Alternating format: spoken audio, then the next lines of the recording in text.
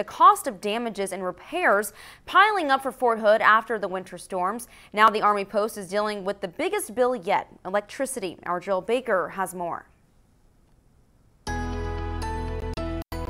Electric bills for many across Central Texas skyrocketed after the devastating winter weather last month.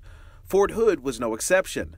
The Post received a massive electric bill of more than $35 million.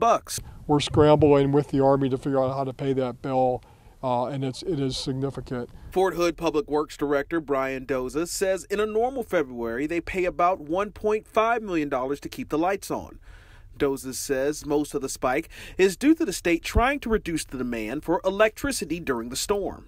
They raised the cost of electricity from a typical 5 to 10 cents a kilowatt hour up to at times $9 a kilowatt hour. The staggering bill is even higher than their entire 2020 electric cost, around $25 million. Doza says the bill and the damage to the base would have been even worse. But thankfully, more than half of their electricity comes from 65,000 solar panels and 22 wind turbines. The cost of the storm damage to facilities on Fort Hood can be about $15 million.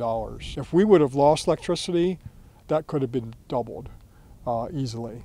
So we would have had more water breaks, and even more important than that, I think we would have had potential impacts to mission. Doza says Fort Hood had 1,200 water line breaks and received water damage to more than 100 buildings on Post. He says the Post was able to keep their lights on throughout the storm, and they won't ask any of their soldiers or families to help pay the hefty price. At Fort Hood, Jarrell Baker, 25 News.